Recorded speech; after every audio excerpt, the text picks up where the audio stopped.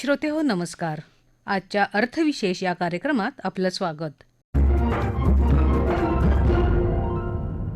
प्रधानमंत्री नरेंद्र मोदी यांच्या हस्ते उत्तर प्रदेशमधल्या ग्रेटर नोएडा इथल्या इंडिया एक्स्पो मार्ट इथं आयोजित सेमिकॉन इंडिया 2024चं उद्घाटन झालं.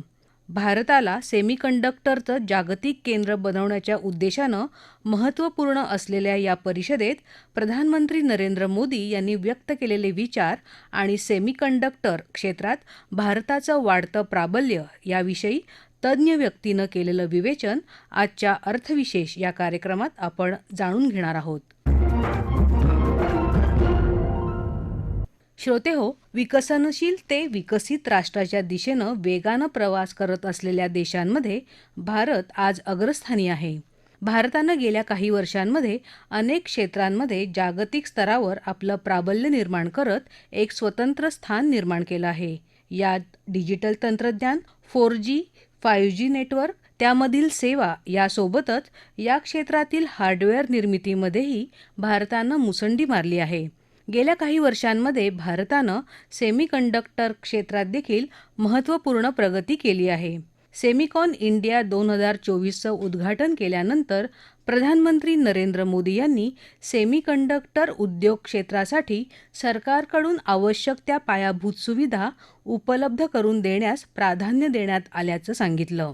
सेमीकंडक्टर की दुनिया से जुड़े आप लोगों का नाता डायोड से जरूर पड़ता है और आप जानते ही हैं डायोड में एनर्जी सिर्फ एक डायरेक्शन में ही जाती है, लेकिन भारत की सेमीकंडक्टर इंडस्ट्री में स्पेशल डायोड्स लगे हुए हैं. यहाँ हमारी एनर्जी दोनों डायरेक्शन में जाती है. आपके मन में आएगा कैसे? और ये भी बहुत इंटरेस्टिंग है. आप इन्वेस्ट करते हैं और वैल्यू क्रिएट करते हैं, वहीं सरकार आपको स्टेबल पॉलिसीज और ईज ऑफ डूइंग बिजनेस देती है. सेमीकंडक्टर की आपकी इंडस्ट्री इंटीग्रेटेड सर्किट से जुड़ी हुई है. भारत भी आपको एक इंटीग्रेटेड इकोसिस्टम देता है.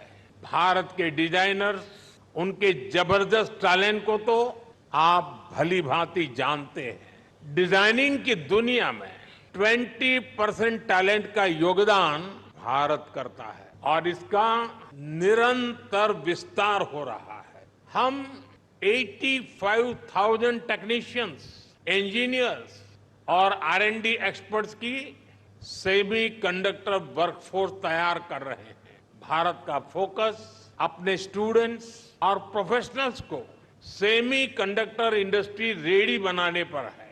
कल ही अनुसंधान नेशनल रिसर्च फाउंडेशन की पहली बैठक हुई है. इस फाउंडेशन से भारत के रिसर्च इकोसिस्टम को एक नई दिशा भी मिलेगी, नई ऊर्जा भी मिलेगी. इसके अलावा भारत ने 1 ट्रिलियन रुपीज का एक स्पेशल रिसर्च फंड भी बनाया है. ऐसे इनिशिएटिव से सेमी कंडक्टर और साइंस सेक्टर में इनोवेशंस का दायरा बहुत ज्यादा बढ़ने वाला है. हम सेमीकंडक्टर से जुड़े इंफ्रास्ट्रक्चर पर भी बहुत फोकस कर रहे हैं. इसके अलावा आपके पास एक 3 डायमेंशनल पावर भी है. पहली, भारत की आज की हमारी रिफॉर्मिस्ट गवर्नमेंट. दूसरा, भारत में ग्रोइंग मैन्युफैक्चरिंग बेस. और तीसरा, भारत का एस्पिरेशनल मार्केट. एक ऐसा मार्केट जो टेक्नोलॉजी का टेस्ट जानता है. आपके लिए भी 3D पावर सेमीकंडक्टर इंडस्ट्री का ऐसा बेस है जो आपको कहीं और मिलना मुश्किल है. श्रोतेहो, जागतिक अर्थव्यवस्थेत ज्या उद्योगांचं योगदान सर्वाधिक आहे त्यामध्ये सेमीकंडक्टर उद्योग क्षेत्राचाही समावेश होतो. त्यामुळेच भारत सरकारनं या उद्योग क्षेत्राला प्रोत्साहन देण्याच्या उद्देशानं विशेष धोरण अवलंबलं आहे. याबाबत बोलताना प्रधानमंत्री नरेंद्र मोदी यांनी जागतिक सेमीकंडक्टर उद्योग क्षेत्रात आगामी काळात भारताची भूमिका महत्त्वपूर्ण राहील असा विश्वास व्यक्त केला.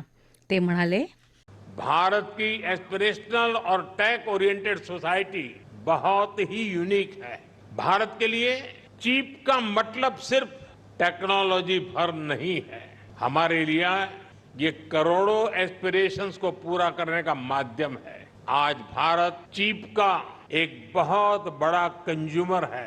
इसी चिप पर हमने दुनिया का सबसे बेहतरीन डिजिटल पब्लिक इंफ्रास्ट्रक्चर बिल्ड किया है। भारत में लास्ट माइल डिलीवरी सुनिश्चित करने में आज ये छोटी सी चिप बड़े बड़े काम आ रही है। कोरोना जैसे महासंकट में जब दुनिया के मजबूत से मजबूत बैंकिंग सिस्टम भी चरमरा गए, तब भारत में बैंक बिना रुके चल रहे थे। भारत का यूपीआई हो, रुपे कार्ड हो, डिजी लॉकर से लेकर डिजी यात्रा तक अलग अलग तरह के डिजिटल प्लेटफॉर्म्स भारत के लोगों की रोजमर्रा की जिंदगी का हिस्सा बन गए हैं। आज भारत आत्मनिर्भर होने के लिए हर सेक्टर में मैन्युफैक्चरिंग बढ़ा रहा है। आज भारत बड़े पैमाने पर ग्रीन ट्रांजिशन कर रहा है।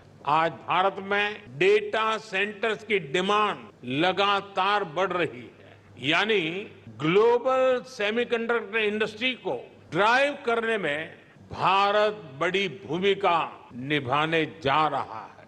श्रोते हो, सेमीकंडक्टर उद्योग क्षेत्रात भारताचं वाढतं प्राबल्य आणि भारतीय अर्थव्यवस्थेत या क्षेत्राचं महत्त्व याविषयी ज्येष्ठ अर्थतज्ज्ञ डॉक्टर रामकृष्ण कशेळकर यांनी आकाशवाणीशी बोलताना सांगितलं.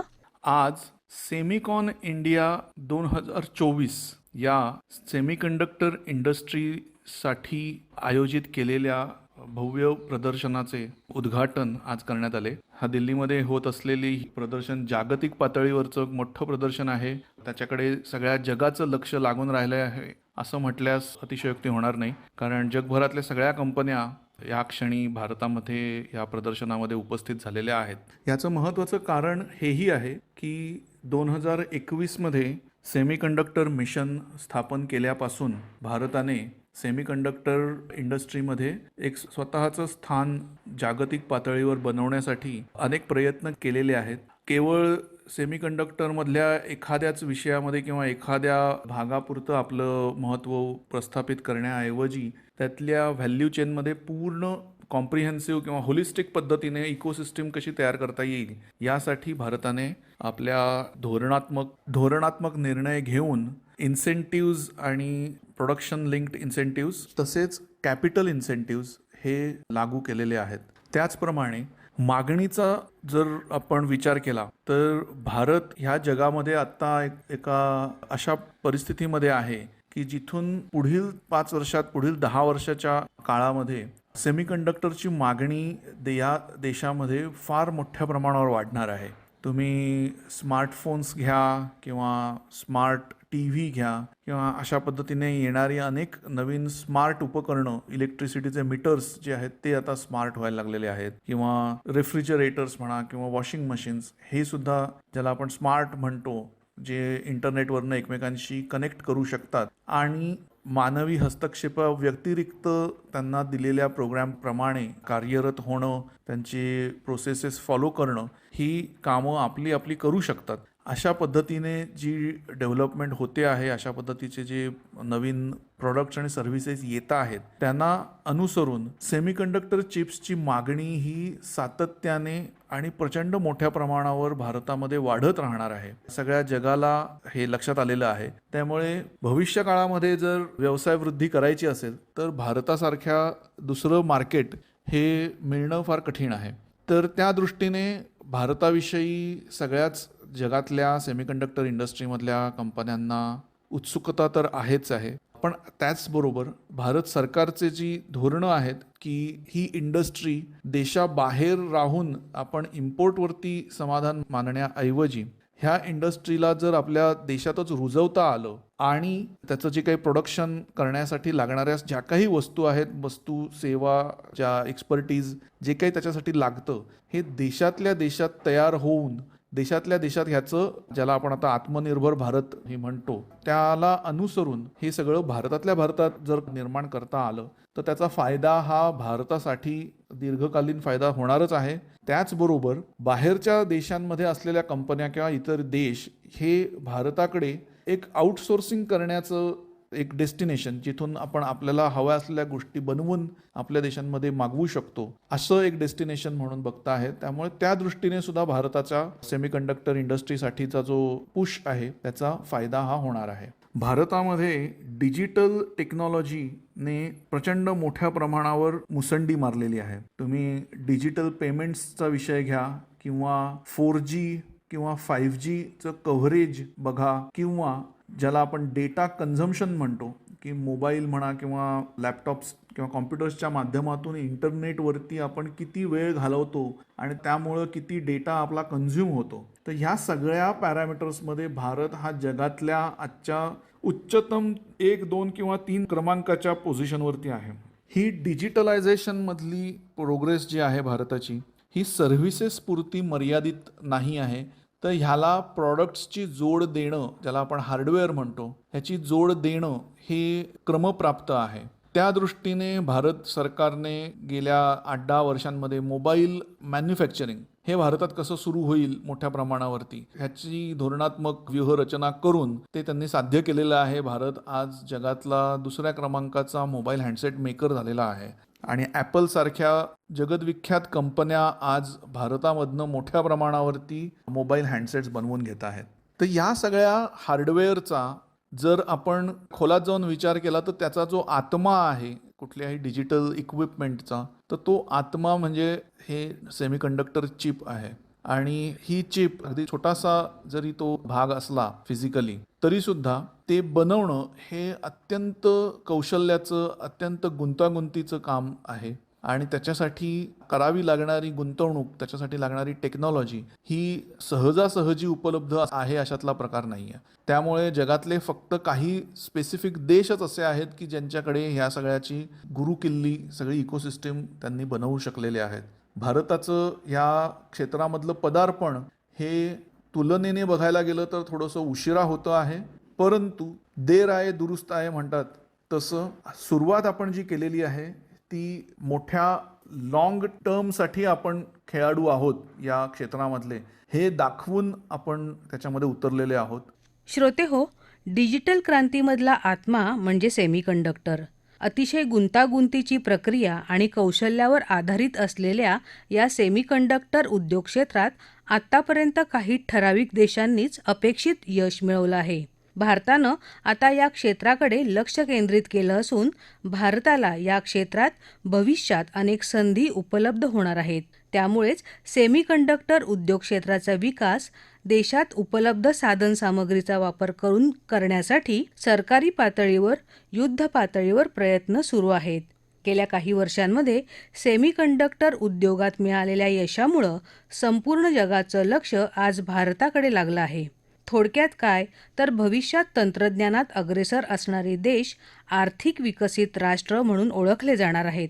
त्यामुळं भारतानं या क्षेत्रात केलेलं पदार्पण भारताच्या उज्ज्वल भविष्याच्या दिशेनं उचललेलं यशस्वी पाऊल आहे असं म्हणता येईल.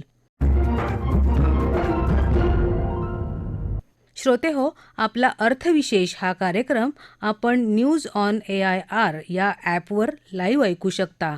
यासोबतच आमच्या मुंबई एअर न्यूज या यूट्यूब वाहिनीवर कार्यक्रमाचं ध्वनिमुद्रण आपल्याला कधीही ऐकता येईल. याबरोबरच आजचा अर्थविशेष हा कार्यक्रम संपला. हा कार्यक्रम आकाशवाणी मुंबईच्या प्रादेशिक वृत्त विभागानं सादर केला. संपादक आणि सादरकर्त्या सरस्वती कुवळेकर, प्रसारण सहाय्य सुशीला वेंगुर्लेकर, लेखन आणि समन्वय विनोद देशपांडे आणि निवेदन अमिता बडे.